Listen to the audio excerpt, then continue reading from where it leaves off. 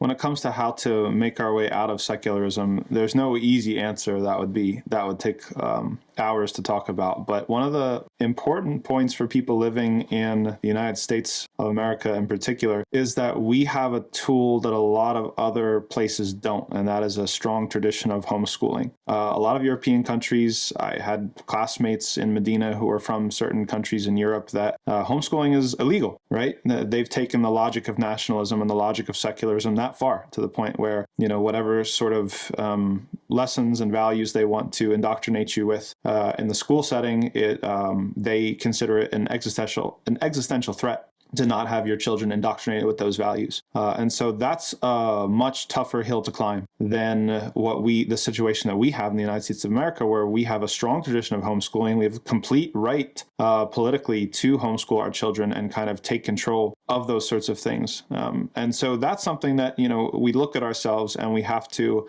lay the blame at our feet rather than some sort of external factor or outside actor or agent, because we have all these freedoms and abilities and we're not really taking advantage of them. Right? You have places, and there's been a subtle change now where people have gotten involved at the local level in decision making, whether it's a city council or whether it's the mayor. And there's certain places in Michigan where now Muslims actually have a fair bit of political power. Right?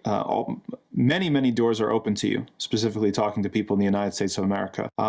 It's just up to us to take advantage of it and to get involved and to organize ourselves and to have the priorities and to make the sacrifices necessary to make it a reality. Obviously, that's not talking about changing things at some sort of macro political level, but you can establish a lifestyle and you can build a community within the United States where your day-to-day life is very much living according to your values. But the open question is, are we going to take advantage of that opportunity and actually make it a reality? I think the place to start with is education. And when it comes to education, I do think that homeschooling is the number one option for Muslim kids in the United States of America. Now, parents get overwhelmed at that because there's a certain ideology or certain sort of myths that are, and bullying even, that takes place about maybe you're not smart enough or you're, not an expert in education and so you can't do it. But I don't know about you, but if you had some of the teachers that I had growing up, then let me tell you something, you can do it better than a lot of the official salaried teachers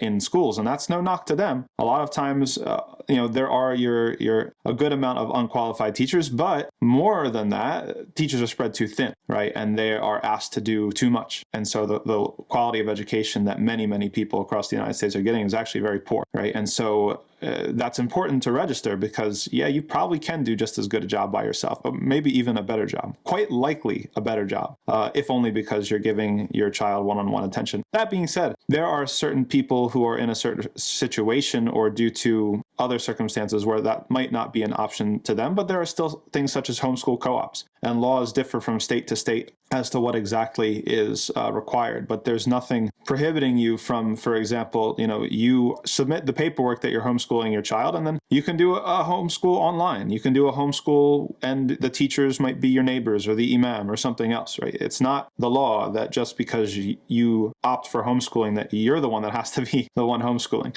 right? But it comes back to effort and it comes back to priorities. And right now where we're at is that Muslims aren't taking the opportunity and they're not making it a priority because they don't realize how much indoctrination goes on in the national sort of education system. And they don't realize maybe their rights and the procedures. Some states, like the state that we live in, New York, has several sort of hoops that you have to jump through. They make it harder than other states that I've lived in. But education is where it starts, right? It's not going to be, I don't think it's going to be a thing where you can bring your kid to Sunday school and it's going to undo 5 days a week, 8 hours a day of indoctrination of various sorts. That's just not going to work long term. We have to be serious about decentering the school. As long as the school is the center of your child's life, that's an existential threat. And it's an existential threat to the Muslim identity and to the Islamic paradigm, right? If your child goes to a public school, then you should take them out for Jummah. That sends a message about your priorities, right? A lot of people don't. They want to do gymnastics and try to find a way for their kids to pray in the school or something like this, or do gymnastics to have a third Jummah service just for the kids after they get out of school. let's make it a priority and actually take our kids out of school. I think that serves many more purposes, right, than just the kind of, we're not trying to, I don't want to say change the religion, that's too dramatic, but we're not trying to make our Islam accommodate the school schedule. We're making now the school accommodate Islam, right? And in addition to that, I think, definitely homeschooling is a really, really important thing, starting with the education, making sure that your kids have a different paradigm going forward. Because there's two things, right? There is a systematic level at which things exist, but then there's a personnel level, right? I think it was Gandhi that said that you can have the perfect system, but, human beings can ruin it depending on what they're made up of, right? And so if we, from top down, impose the perfect system or the perfect Islamic system or whatever we kind of imagine, what's the point if every single person is indoctrinated by certain things? Every single person has strayed from Islamic values and the Islamic paradigm, right? So you need to work on both, right? It's not a call for one or the other, it's a call for both. And looking at the options that are open to us right now, talking specifically to Muslims who live in the United States of America, the biggest option for you is to build up the personnel, and that is your children, and that is largely done through homeschooling or through some sort of alternative schooling that's outside of the kind of state curriculum.